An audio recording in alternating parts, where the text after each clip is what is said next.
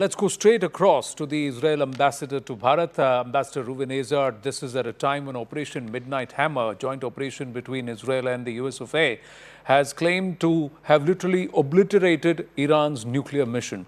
Ambassador Azar, namaste. Thank you for your time.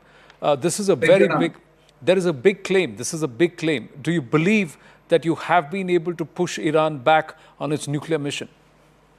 I have no doubt that we have managed to set back both the Iran's nuclear program, military nuclear program, and Iran's missile ballistic program. The Israeli Defense Forces and the other security agencies have been acting relentlessly in the last 10 days. We have targeted dozens of locations in which the Iranians have been conducting nuclear activity. We also, as you know, targeted the main installations in Natanz, Isfahan, and the Americans have also targeted those installations, and in addition, have targeted Fordo. We don't have still the BDA on Fordo, but I believe that the entirety of these strikes has actually neutralized the capability of the Iranians to build a nuclear weapon at this point. Ambassador, many claim, where is the proof? It's Israel's claim and the world's claim, or America's claim versus Iran's claim, because the IAEA has never confirmed that Israel has weaponized its nuclear Iran has weaponized its nuclear program. Politicians like Mr. Asaduddin Owaisi have also said they claim WMDs with Iraq. There were none. They're claiming WMDs with Iran, finding a reason to attack it. Where is the proof? How would you want to respond to such questions being raised? Well, there's a huge difference between this situation and the situation in Iraq. And I'll tell you why. It's because the IAEA itself has determined in a report that Iran is in non-compliance of the Safeguards Agreement. That means that Iran has been conducting illicitly, undisclosed, clandestine activities, nuclear activities, that it has withheld from the knowledge of the IAEA. That's number one. Number two, the IAEA, as you know, is not an intelligence agency. It's a nuclear agency.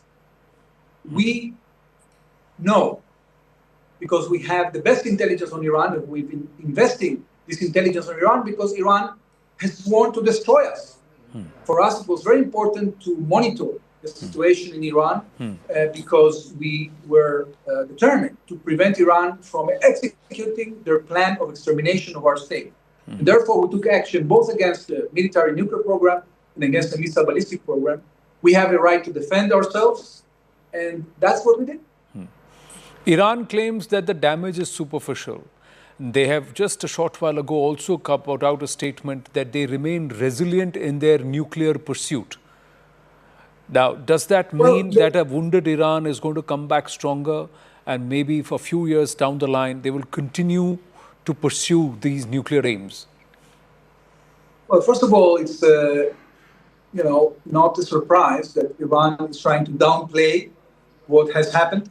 I can tell you for a fact that we have managed to take out a clandestine group of criminal scientists that were actually taking advantage of the time the United States gave to Iran to negotiate in order to allow Iran to sneak out into a nuclear weapon. And this is something that is completely unacceptable, and we had to act upon. So the fact that this team is no longer there to assemble a weapon is actually setting back Iran. Now, look, people have to understand, because this is public information, any country that decides to develop a nuclear program, because of the fact that this technology already exists since last century, it can assemble a nuclear program in a few years. The problem is when countries decide to cheat, to deceive, when they swear to destroy other states, and then try to develop the weapons to fulfill that promise. So there's no such example in the world. Iran has sworn to destroy our state, and we were not going to allow them to acquire the capabilities to do so. Israel will not go silently into the night. We have promised that we will not be again subject to extermination like we were only 80 years ago.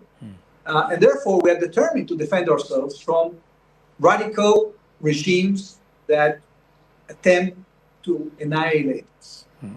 We are determined, and we will continue to be determined. So if Iran tries to assume again in activities that counter its obligations and counter the commitment the world wants from them to refrain from developing nuclear military capability, to refrain from developing missile ballistic capability, to refrain from arming its proxies to create havoc in the region and attack Israel, then Israel will have no choice but continue defending itself. The only difference now, Anand, is that we have the capability to do so. We have exposed Iran, we control the skies of Iran, and if Iran tries to renew illicit activities, we will feel free to take action. But Ambassador, the Iranians claim and there are reports which suggest that they may have been able to cart away some of this enriched uranium and some of their nuclear facilities and their programs, they may have been able to move it to another secure location. That means that, have you really pushed back Iran's nuclear program by about a few decades? Or is it just a matter of a handful of years that Iran comes back perhaps more determined and more raging, if I may say, against Israel? Well, first of all, I think that the Iranian public will have to decide whether they want to continue supporting a regime that sequestrates their future in the name of creating a plan of weapons of mass destruction that actually, instead of destructing Israel, is destructing Iran, is destroying Iran. The Iranians could try to resume their nuclear program, but as we already shown, as Israel already has shown, we are capable of neutralizing that. As I told you, we have set back their weaponization plan. We have set back the scientists that were dealing with that, those criminals. We have hit the nuclear facilities, and it will cost them many years and a lot of investment to try to reconstitute that. Bushehr is another facility which has been attacked, and there was IDF has also confirmed the reports of explosions. But the Russians have said that they have Russian scientists there. Could the dynamic... No, I think that you are misinformed. We have attacked an airport near Bushehr.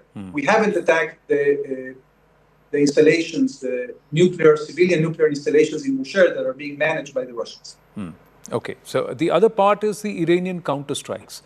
Israel has also received some amount of pounding. Civilian areas have more than 86 are feared injured, 11 dead in the fresh wave of attacks. So Israel is also suffering. Indeed, we have the entire population of Israel near shelters.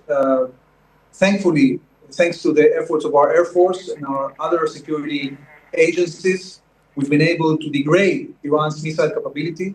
And from a number of about 200 missiles per day, we've gone down to about only a few dozen that the Iranians are capable of firing at us.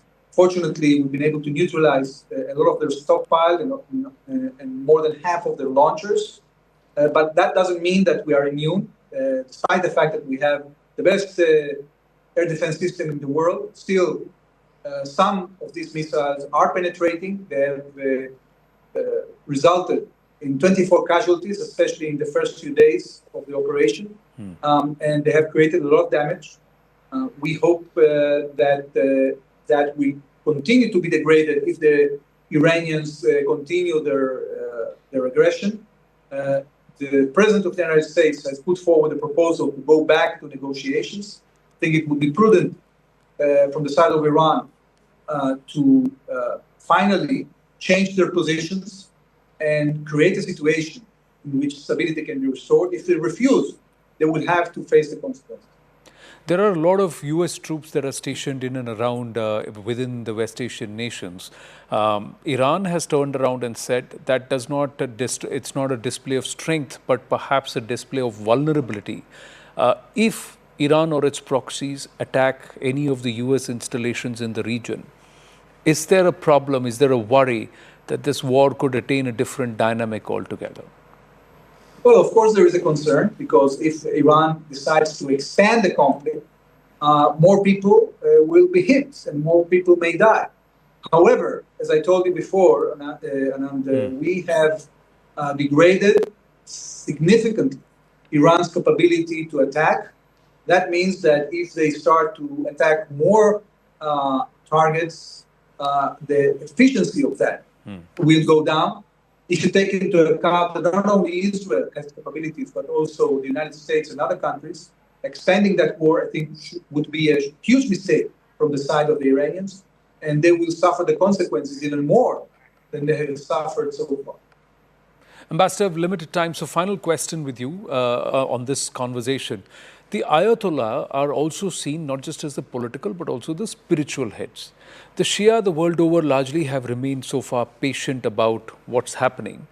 But any targeting of the Ayatollah Khamenei or the spiritual leader, will that perhaps result in a backlash or perhaps radicalization among Shia Muslims around the world? This is a concern. Have you thought about that, considered that?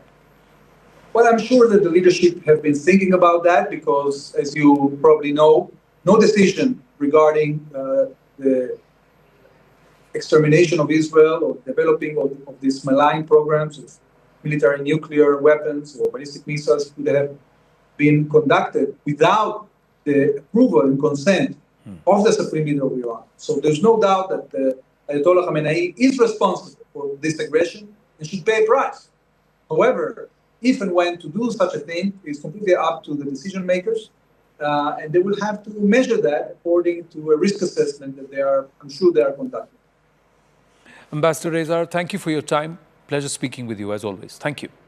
Thank you. Namaste.